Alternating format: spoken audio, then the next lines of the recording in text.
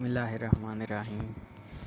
محبت کے 40 اصول جس کی سیریز ہم نے شروع کی ہوئی ہے، تو اب تک ہم 4 پارٹس میں محبت کے 20 اصول پڑھ چکے ہیں۔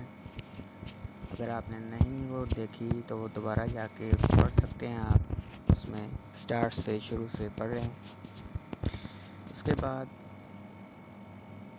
آج ہم محبت کے 21 اصول سے شروع کریں گے۔ محبت کے 40 اصول جو کہ حضرت شمس تبریز رحمۃ اللہ علیہ نے لکھی ہے، یہ نوٹ آپ پڑھ سکتے ہیں کہ جس کے من میں کچھ سوال اٹھ رہے ہوتے ہیں، ان کے جواب نہیں ملتے، تو یہ پڑھنے سے آپ کے سوالوں کے جواب آپ کو مل جائیں گے۔ تو چلیے سٹارٹ کرتے ہیں۔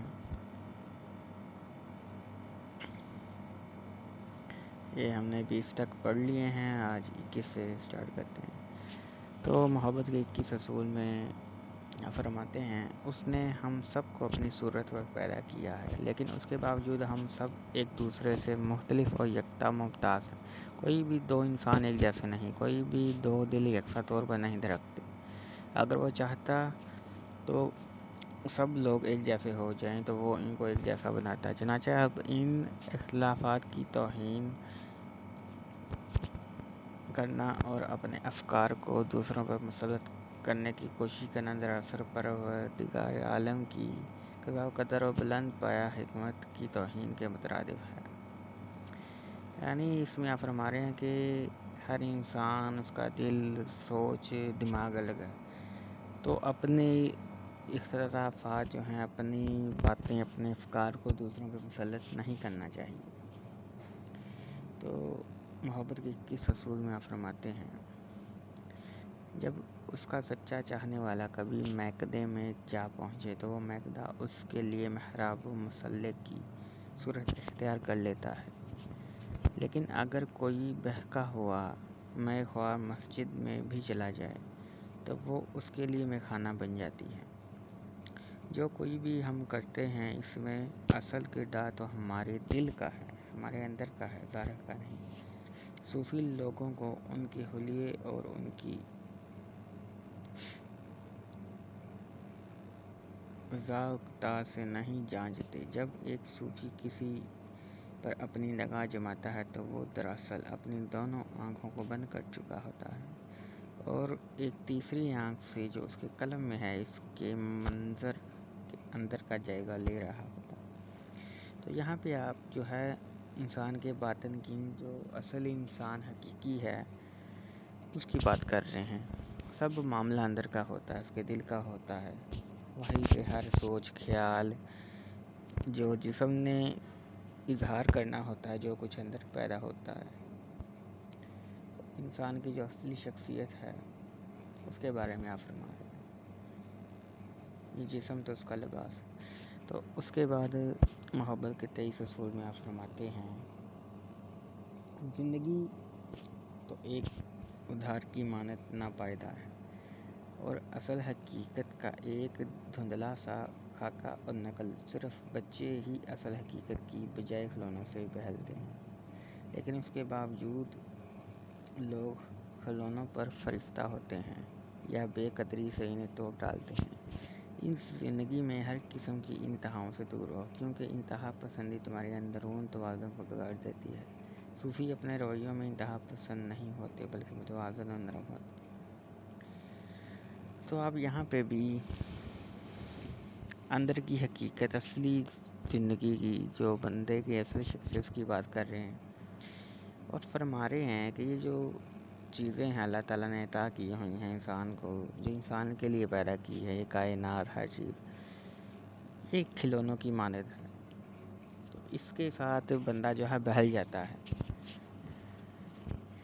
یہ بندے کو لے ڈوبتی ہیں، جس کی وجہ سے وہ اللہ سے دور ہو جاتا ہے، وہ اپنی خواہشات کے اندر ڈوبا رہتا ہے۔ بہت کچھ آپ کو اس سے سمجھنے کو ملا ہوگا۔ اس کے بعد محبت کے 24ویں اصول میں فرماتے ہیں، پروردگار کی سلطنت میں انسان کو بہت خاص مقام مرتبہ حاصل ہے۔ اللہ نے کہا اور میں نے اس کے اندر اپنی روح میں سے پھونک دیا۔ ہم میں سے ہر ایک کو اس قابلیت کے ساتھ پیدا کیا گیا کہ وہ اس کا خلیفہ بن سکے۔ اپنے آپ سے پوچھو کہ کیا تمہارے اعمال اس کے خلیفہ جیسے ہیں؟ یاد رکھو کہ ہم پر لازم ہے کہ ہم اس رحمانی روح کو جو ہم میں پھونکی گئی ہے اس کو اپنے اندر دریافت کریں، پہچانیں، اس کے ساتھ جئیں۔ تو اس اصول میں حضرت شمس تبریز بہت سمجھا رہے ہیں کہ اللہ نے انسان زمین پہ اپنا خلیفہ بنانا تھا انسان کو، تو خلیفہ بننے تک انسان سے خلیفہ تک کا جو سفر ہے وہ آپ نے مکمل کیا ہے۔ اعمال جو ہیں ہمارے، جو اللہ اس کے محبوب صلی اللہ علیہ وسلم نے ہمیں بتایا ہے قرآن میں یا حدیث میں، سنت میں، اور اس کے بعد آپ فرما رہے ہیں کہ اپنی پہچان ضروری ہے، کیونکہ ایک حدیث ہے جس نے اپنے آپ کو پہچان لیا اس نے اپنے رب کو پہچان لی۔ اپنی پہچان سے ہی، اپنی روح کی پہچان سے ہی، اپنے اندر اترنے سے ہی باطنی پرواز جو ہے، اپنی روح کی پرواز، اس کی جو سیر ہے وہ ہم پہ لازم ہے، جو کہ کرنا بہت ضروری ہے اور بہت ہی کم لوگ اس کے بارے میں جانتے ہیں۔ اور اس کے بعد محبت کے 25ویں اصول میں آپ فرماتے ہیں، جنت اور دوزخ کے بارے میں فکر مند رہنا چھوڑ دو، کیونکہ جنت اور دوزخ یہی ہیں اسی لمحہ موجود میں۔ جب بھی ہم محبت محسوس کرتے ہیں، جنت کا ایک زینہ طے کرتے ہیں، اور جب بھی ہم نفرت، حسد، جھگڑے میں پڑتے ہیں، دوزخ کی لپٹوں کی زد میں ہوتے ہیں، کیا اس سے بھی بدتر کوئی دوزخ ہو سکتا ہے؟ جب کوئی شخص اپنے دل کی گہرائیوں میں یہ احساس پائے کہ اس سے کوئی بےحد غلط اور برا کام سرزد ہو گیا ہے، اس شخص سے پوچھ کر دیکھو، وہ تمہیں بتائے گا کہ دوزخ کسے کہتے ہیں، اور کیا اس سے بڑی بھی کوئی جنت ہو سکتی ہے جب کسی شخص پر خاص لمحہ میں مسکینیں نازل ہوتی ہے، جب اس پر کائنات کے دریچے کشادہ ہوتے ہیں اور انسان اپنے رب کے ساتھ قرب کی حالت میں ابدیت کے اثرات سے ہمکناں ہوتا ہے۔ پوچھو اس شخص سے، وہ تمہیں بتائے گا کہ جنت کیا ہوتی ہے۔ تو آپ یہاں پہ مادیت پرستی اور روحانیت کے بارے میں بتا رہے ہیں، مٹیریلزم اور اسپریچولیٹی کا فرق سمجھا رہے ہیں، کثافت کے بارے میں بتا رہے ہیں اور لطافت کے بارے میں بتا رہے ہیں۔ یعنی جب بندے کی جو روح ہوتی ہے، اس کی روحانیت، اس کا نور جسم کے اوپر غالب آتا ہے تو وہ جنت کے اندر ہوتا ہے، وہ صرف وہی جانتا ہے۔ اللہ کے بندوں نے کئی جگہ پہ بیان کیا ہے، اور جس کی مادیت پرستی، کثافت جو ہے اس کے اوپر آ جاتی ہے، روح کے اوپر اس کا قلب میلا ہو جاتا ہے، دل، تو پھر جو ہے وہ اس سے بڑی جہنم نہیں ہو سکتی۔ اور وہ وفات کے بعد تو پھر وہ اصل اور حقیقتیں اس کے اوپر کھلیں گی دوزخ کی۔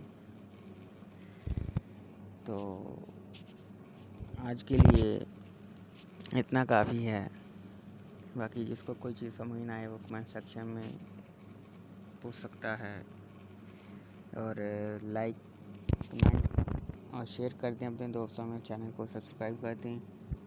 ملتے ہیں نیکسٹ ویڈیو میں، اللہ حافظ۔